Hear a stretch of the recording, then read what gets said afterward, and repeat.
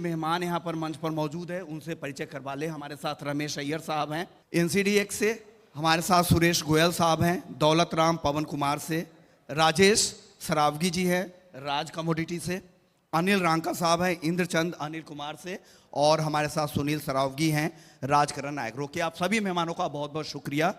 और आज कमोडिटी महापंचायत में हम बात करने वाले हैं ग्वार को लेकर। ग्वार राजस्थान के हर लोगों के दिल में बसता है। जैसे सोना हर घरों में रहता है, इसी तरह राजस्थान के हर घरों में ग्वार को रखा जाता है और उन्हें जब भी कैश क्रॉप के तौर पर इसे जाना जाता है। जब भी उन्हें कैश की ज़रूरत होती है तो जाते हैं मंडी में, उसे बेचकर कैश लेकर चले आते हैं। तो इस तरह की कमोडिटी है, इसलिए उनका लगाव भी इससे काफ़ी ज़्यादा है और हमेशा चाहते हैं कि ऊपर की ओर जाए, भाव तेज़ रहे। लेकिन बाज़ार है, डिमांड सप्लाई के हिसाब से चलता है। इसके अलावा भी कई सारी वजह होती है, उस पर भी चर्चा करेंगे। और साथ ही इस महापंचायत का मुख्य मुद्दा यही है, हम लोगों को जागरूक करने आए हैं, लोगों को समझने आए हैं, इस कमोडिटी को समझने आए हैं कि ग्वार होता क्या है, ग्वार की पोटेंशियल क्या है, क्या क्षमताएं हैं। और एक एग्री कमोडिटी होने के साथ साथ एक इंडस्ट्रियल कमोडिटी भी है, कमर्शियल क्रॉप है, और कितनी अपॉर्चुनिटीज़ है, उस अपॉर्चुनिटीज़ को कैसे भुनाया जा सकता है और उसे भुनाने में क्या दिक्कत हो रही, तमाम चैलेंजेस भी समझेंगे, अपॉर्चुनिटीज़ भी समझेंगे। और साथ ही जो एक्सचेंज का प्लेटफॉर्म है एनसीडीएक्स का, आपके ग्रोथ के दौर में वो कितना आपके लिए भागीदार बन सकता है, क्या आपके लिए मददगार साबित हो सकता है, आप कैसे पूरे रिस्क को मैनेजमेंट कर सकते हैं, इस मुद्दे पर भी हम खास तौर से चर्चा करेंगे। सबसे पहले शुरुआत हम रमेश जी आपसे ही करेंगे। आप एक्सचेंज को यहाँ पर रिप्रेजेंट कर रहे हैं, रिस्क मैनेजमेंट की अहमियत आप सबसे पहले ग्वार में बता दीजिए। तो जहाँ तक एक्सचेंज में ग्वार की ट्रेडिंग का सवाल है, एक तो दो चीज़ मैं समझता हूँ है। एक तो है कि इसे जो भाव का जो डिस्कवरी है, जो प्राइस की डिस्कवरी है, उस पर सबसे बड़ी अहमियतता है इस एक्सचेंज का। मैं एनसीडीएक्स की कह रहा हूँ कि एनसीडीएक्स पर जो ग्वार की जो प्राइसिंग आती है, सवेरे 10 बजे से लेकर शाम 5 बजे तक हमारे सोमवार से शुक्रवार ट्रेडिंग चलता है। और जैसे प्राइस डिस्कवरी का प्रोसेस होता है वो पूरे एनसीडीएक्स सिस्टम से होता है।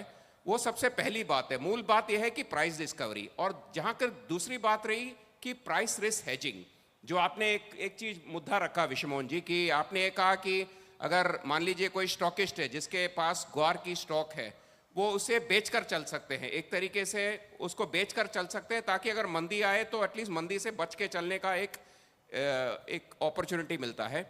और दूसरी बात रही जहाँ तक कि अभी जैसे बाई की बात कही आपने, बाई पे एक ही चीज़ कहना चाहता हूँ। जैसे अपने सभी जानते हैं ग्वार गम जो है उसकी वो एक्सपोर्ट ड्रिवन कमोडिटी है। तो अगर एक्सपोर्ट के दृष्टिकोण से देखें तो एक तरीके से मान लीजिए आपको कहीं से ऑर्डर आ गई, मान लीजिए यूएसए से, यूरोप से ऑर्डर आई, आपके चाइना से ऑर्डर आई, तो आप मान लीजिए आपको ऑर्डर आई फ्यूचर में, तो आप एक तरीके से अभी उसको खरीद के चल सकते हैं। तो यहाँ पे दोनों तरीके का विकल्प है, यहाँ पे बेच के भी चल सकते हैं और खरीद के भी चल सकते हैं। अनिल रांका सर, आपसे मेरा सवाल ये होगा, एक कारोबारी के तौर पर आपको क्या लग रहा है, कितनी अहमियत है एक्सचेंज के प्लेटफॉर्म की, क्यों ज़रूरी है एक कारोबारी रिस्क को कम करने के लिए, मार्जिन को बनाए रखने के लिए एक्सचेंज का प्लेटफॉर्म कितना ज़रूरी है? एनसीडीएक्स जब से आया है तब से ये हमारे को बड़ी मदद मिली है कि इसके भावों को हम अपने इच्छा अनुरूप इसको रखें, बेचें। ग्वार एक्सपोर्ट का भी आइटम है और ग्वार व्यापारियों का बहुत ज़्यादा फ्लक्चुएशन होने से ये प्री आइटम भी इसीलिए ही है। और किसान के लिए तो ये एक सपने बुनने जैसा चीज़ है।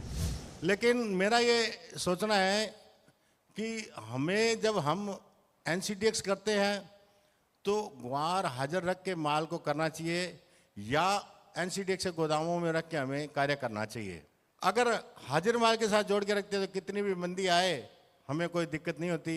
इसलिए ये एनसीडीएक्स का सबसे बढ़िया आइटम है, इसमें हमें सावधानी पूर्वक कार्य करते रहना चाहिए। ओके, बिल्कुल सही बात आपने कही है, क्योंकि अगर आप हाजिर के स्टॉक के बिहाफ पे उसके अगेंस्ट में जाके अगर आप हेजिंग करेंगे प्लेटफॉर्म पे तो डेफिनेटली आपको इसका फ़ायदा होगा।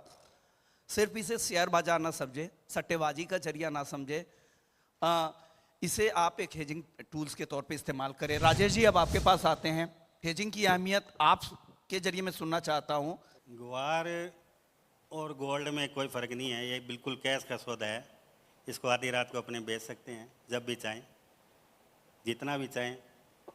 और जो एनसी डेस्क पर है, हर कोई प्लेटफार्म पे पहले ऊपर डैशबोर्ड पे अपने गुआर ही लगा के रखता है।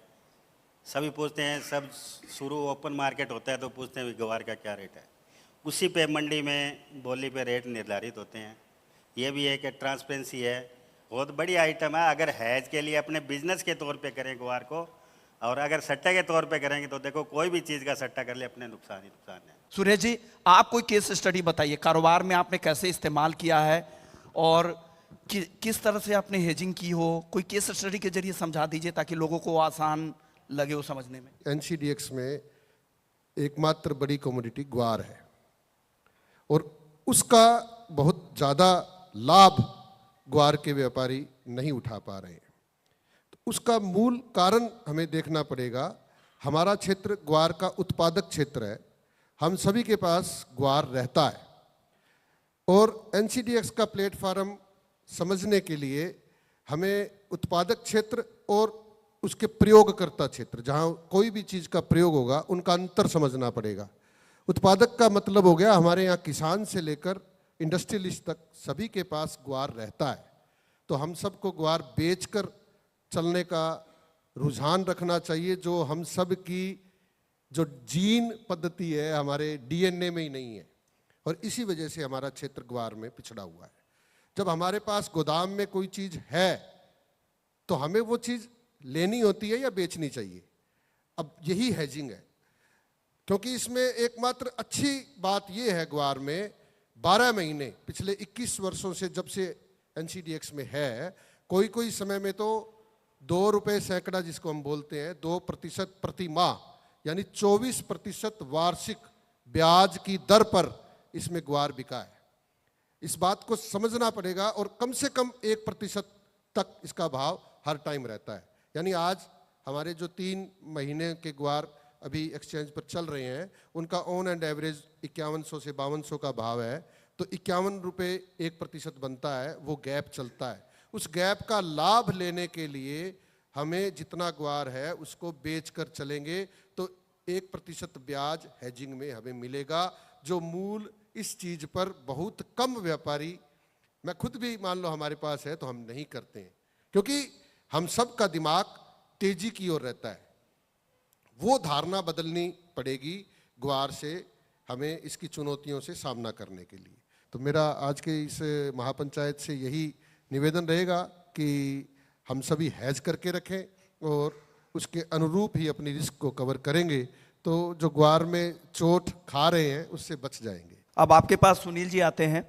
सुनील जी, मैं मंडी गया था तो आप भी ग्वार की जो बोली लग रही थी उसमें काफ़ी दिलचस्पी दिखा रहे थे। जब ग्वार की खरीदारी आप करते होंगे उसके बाद क्या करते हैं, क्या प्रोसेस करते हैं, क्या आप उसे हेज करके जाते हैं?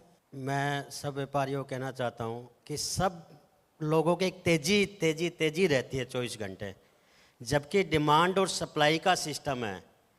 अभी मेरा मानना है कि क्रॉप के आंकड़े भी सही नहीं आते हैं। अभी 70 लाख 80 लाख कोई 60 लाख कह रहा है, मैं कह रहा हूँ 1+ है। उसका सबसे बड़ा कारण है कि हर घर में, हर गांव में ग्वार का स्टॉक पड़ा है। किसी के घर में 20 बोरी है, किसी के घर में 50 बोरी है, वो आंकड़े आते नहीं हैं। मंडी में क्या देखते हैं कि 70 लाख बोरी हुई है, कंजप्शन 1.25 करोड़ बोरी की है, ये तो तेज़ी आएगी, जबकि ऐसा फिजिकल में होता नहीं है। अब पिछले 4 महीने से डिमांड कहते हैं खूब है, फिर भी माल की सप्लाई मिल रही है। मंडियों में शॉर्ट नहीं हो रहा माल, जितना स्टॉक 4 साल पहले लगा है वो भी आज लगा हुआ है, तो माल कहीं ना कहीं से तो आ ही रहा है। सही मायने में आंकड़े जो है, राजस्थान के अंदर इतना बड़ा टिब्बा बेल्ट है और मंडियों में ना आके डायरेक्ट माल बहुत बिकता है, तो उससे सही आंकड़े मेरे समझ में नहीं आ रहे हैं। दूसरा मेरा एक सुझाव है कि 24 घंटे दिमाग में तेज़ी ना रखते हुए, जैसे अदर कमोडिटी 5 महीने के लिए 6 महीने के लिए अपने लोग स्टॉक करते हैं, तेज़ी मंदी देखते हैं, तो इतने टाइम के लिए इसमें तेज़ी मंदी देखो अगर हेजिंग नहीं करनी है तो। एनसीडेक्स का प्लेटफॉर्म बहुत ज़्यादा शानदार है अगर बिजनेस व्यू से उसको देखें। एक तो आप सबसे बड़ी चीज़ ये देखिए कि एक ऐसा प्लेटफॉर्म है कि ठगी नहीं होगी आपसे। ऑल ओवर इंडिया में वो रेट के अकॉर्डिंग आपको माल मिलेगा और आपका माल बिकेगा।